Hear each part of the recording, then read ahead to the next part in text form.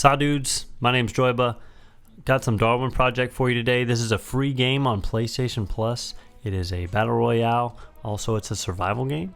So just jumping into some of my first few games. I'm going to kind of talk to you guys about a little bit about what this game is got going on. It's a little bit different from most battle royales, whereas normally you'll see a total of about 100 people. In this game, it's 10 people, and you have a director, and the director is kind of your Hunger Games person who's going to control the match and kind of lead people together, fight each other, stuff like that. So, jumping into the gameplay here, you see on the left-hand side we have our health. On the right-hand side, though, is our cold meter. So as you play this game, get into it a little bit, you start to get a little cold. So that's where the survival elements are going to come into play. Starting off, we're the flying class. I really love playing this class. A lot of movement. It's a lot more fun to fly around the map, have the ability to get height advantage and things like that. Whereas some of the other classes are not my favorite, especially the hunter class. You think that would be a little more fun.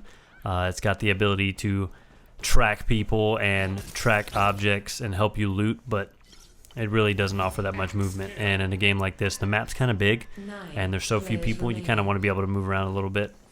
So as you can see, I have a shield on. I picked that up out of a chest. Folks are dropping left and right. This is a random match, a random solo.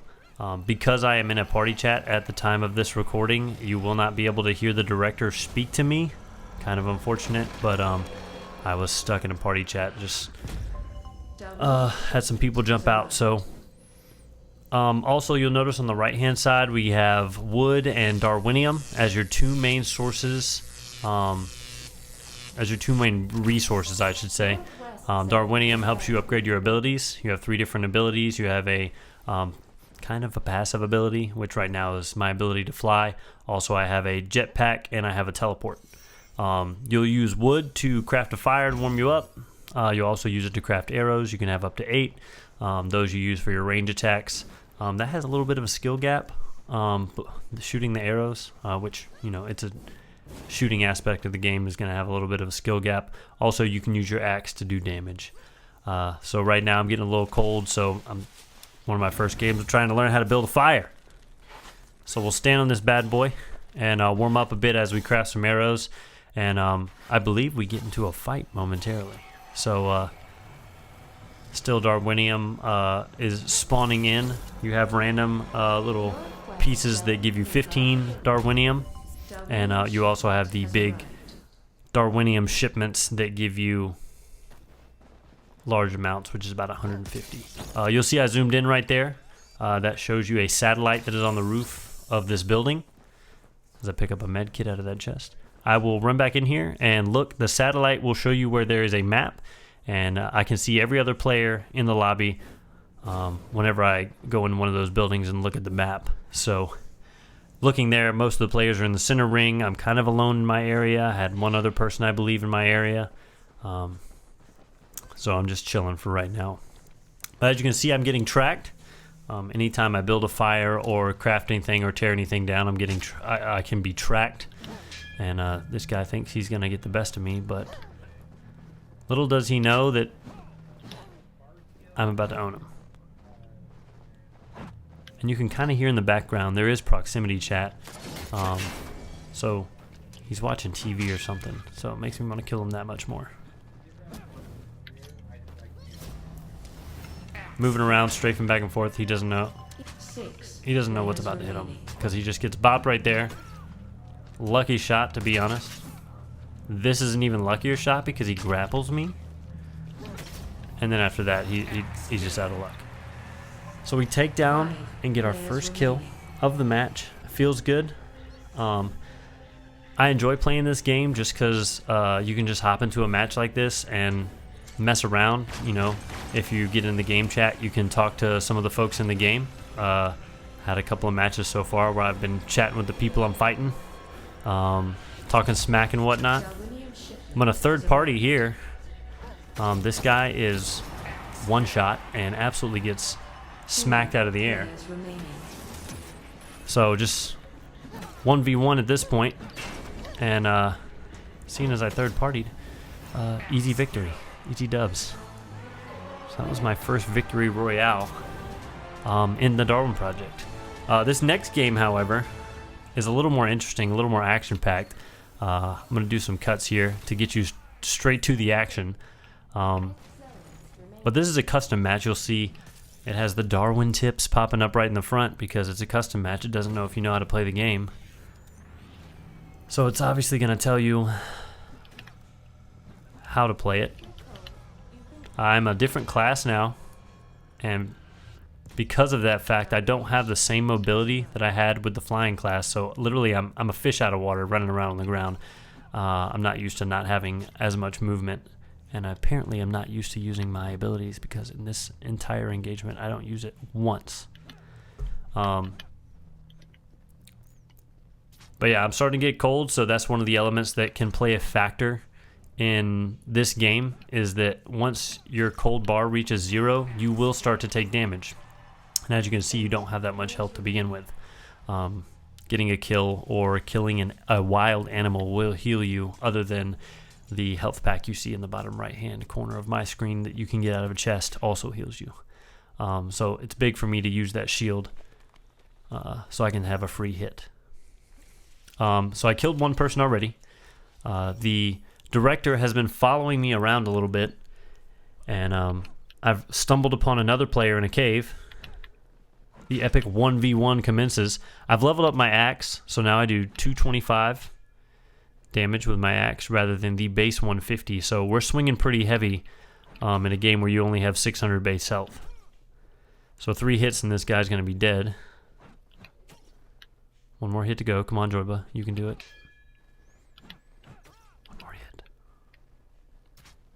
JOYBAH, you're so bad, dude. All right. Get the kill. He's obviously a Fortnite player. Not used to not being able to build. I'm able to outskill him. And so the director, being a good director, man who has 2 early kills, is going to put a manhunt on me. So now I'm available to every person in the match. Everyone can see exactly where I'm at for the duration of this manhunt.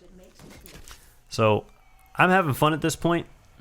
I got the director kind of against me. He's kind of rooting for me too. Just gave me some wood there. He knows I'm cold. But also he can probably see that I've leveled up most of my abilities. And I'm at full health as well. So 2 kills under my belt. And he probably sees what's going on around me. So he's trying to set me up for what is coming next. So the manhunt's about to run out, and this guy has decided he wants to try to kill me before the manhunt runs out. And the director probably came over the mic and said, "Hey man, if you kill this JOYBAH guy, I'll give you wood, I'll heal you, give you whatever you want, all the riches and fame in the world." So he's decided to try his hand at killing me. And after 2 fat strikes from my axe, he has decided to run away. Thus the chase begins. And this man was ever elusive. Every time I thought I could get close to him, he'd just take off. That's why I love the flying class. You can just take off, fly away, get out of an engagement, heal up. So finally, we catch back up to him. And using my fantastic innate abilities at video games, I take him out swiftly. And yeah, as you can see, super skilled, super talented. What a player I am. So now we're down to just 2 players left. And surprisingly, we haven't gotten down to 1 zone yet. They're closing the last zone as we speak. Normally it goes into sudden death pretty quickly once there's only 2 players remaining. But since it's a custom match, it's taken us a little while to get to this point. And I've gotten lucky this entire match to where I get 2 to 3 quick hits on my adversary right off the bat. So I didn't have to stress too much about taking damage. Popping a coffee to warm me up on the run. Oh, excuse me, that was a speed boost.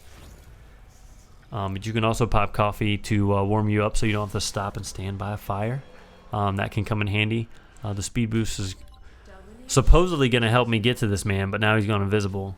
Which is probably one of the best abilities of the hunter class. Tried to trap me there, not sure what he was thinking, and then we get our second victory royale. What up? 3,000 damage. I get excited. That's about the only thing I said in the past 2 games. Wasn't really feeling it during the game, apparently. But going back through it, yeah, this is a fun game. Fun game to play. Fun game to learn. Fun game to play with friends. I've had a few matches where we get some of my buddies in there. We play some 3v3, 4v4, 5v5 matches. Have someone play the director. Make someone a juggernaut. It's really fun to play. And if you guys like it, pick it up for free in the PlayStation Store. With that being said, my name's JOYBAH. Hope you guys enjoyed the video. Hope to see you next time.